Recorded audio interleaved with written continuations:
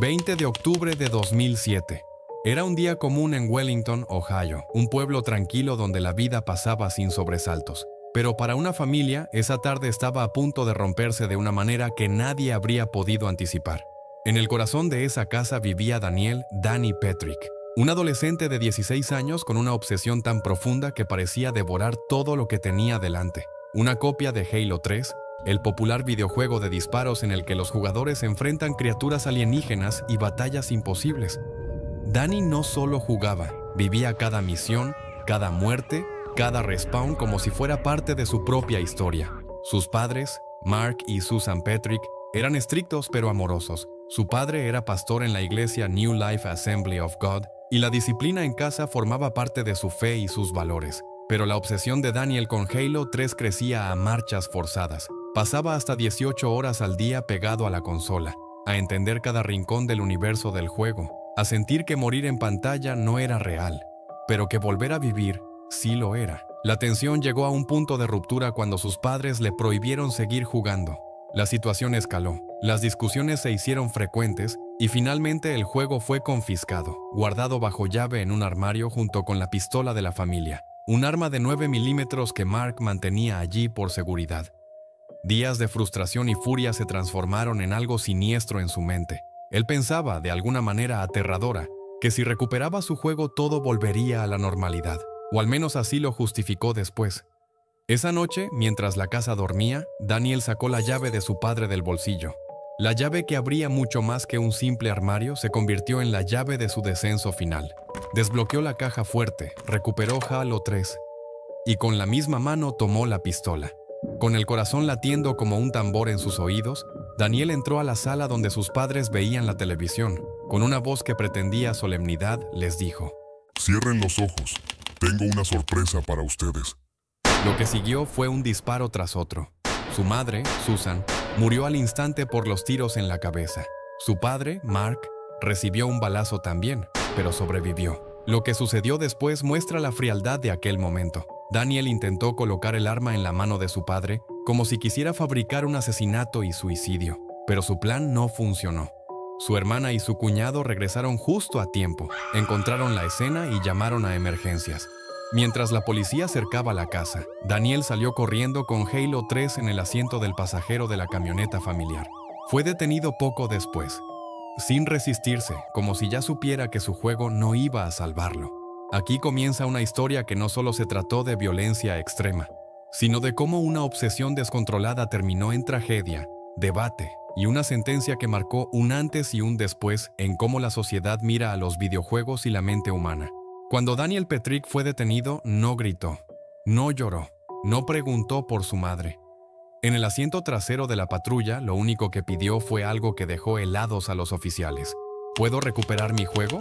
Para la policía de Ohio, esa frase fue el primer indicio de que no estaban frente a un adolescente confundido, sino ante alguien completamente desconectado de la magnitud de lo que había hecho. Mientras Susan Petrick era declarada muerta en la sala de su propia casa, Mark Petrick luchaba por sobrevivir en el hospital. El disparo en la cabeza no lo había matado, pero las secuelas serían permanentes. La familia, profundamente religiosa, quedaba destrozada en cuestión de minutos. Daniel fue interrogado esa misma noche. No negó nada.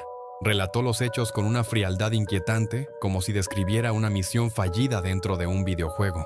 Habló de Halo 3 como si se tratara de algo que le habían arrebatado injustamente, y de sus padres como obstáculos que se interpusieron en su camino. Durante la investigación, los detectives descubrieron algo aún más perturbador. Daniel había planeado el ataque. No fue un arrebato. Tomó la llave, abrió la caja fuerte, eligió el momento exacto y hasta intentó manipular la escena para que pareciera un asesinato-suicidio. Eso lo cambiaba todo. Cuando el caso llegó a los tribunales, el país entero comenzó a observar. Los medios se aferraron a un solo concepto: los videojuegos. La defensa intentó construir una narrativa peligrosa, que Daniel estaba consumido por Halo, que no distinguía la realidad de la ficción, que su mente adolescente había sido moldeada por la violencia virtual. Pero el juez fue contundente. Daniel sabía perfectamente lo que hacía. Entendía la diferencia entre un disparo en pantalla y uno en la cabeza de su madre. El momento más escalofriante ocurrió cuando su propio padre, Mark Petrick, subió al estrado. A pesar de haber sido herido por su hijo, pidió clemencia. Dijo que no quería que Daniel pasara su vida en prisión, que, aun después de todo, seguía siendo su hijo. La sala quedó en silencio, pero la justicia no podía basarse en perdón, sino en hechos. En 2009, Daniel Petrick fue declarado culpable de asesinato agravado y tentativa de asesinato. La sentencia fue clara: cadena perpetua con posibilidad de libertad condicional después de 23 años. No fue considerado enfermo mental, no fue considerado una víctima del entretenimiento, fue considerado responsable. Mientras era escoltado fuera de la sala, Daniel no miró atrás, no buscó a su padre, no mostró emoción. Para muchos, ese fue el momento en que quedó claro que esta historia no trataba de videojuegos, sino de algo mucho más oscuro. Una mente incapaz de empatía, una obsesión llevada al extremo y una familia destruida desde dentro. Y aún así, la pregunta sigue flotando en el aire. ¿Daniel Petrick entendió realmente lo que hizo? ¿O simplemente perdió la partida más importante de su vida sin darse cuenta? El juicio de Daniel Petrick no fue solo un proceso penal, fue un espectáculo incómodo. Una sala llena de periodistas, expertos, psicólogos, pastores religiosos y una pregunta flotando en el aire: ¿cómo un adolescente llegó tan lejos?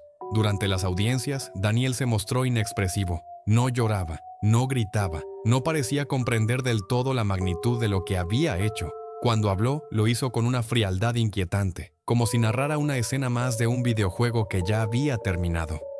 La defensa intentó una estrategia arriesgada. Argumentaron que Daniel estaba mentalmente afectado por una adicción extrema a los videojuegos, que su percepción de la realidad estaba distorsionada, que no entendía la consecuencia final de apretar el gatillo.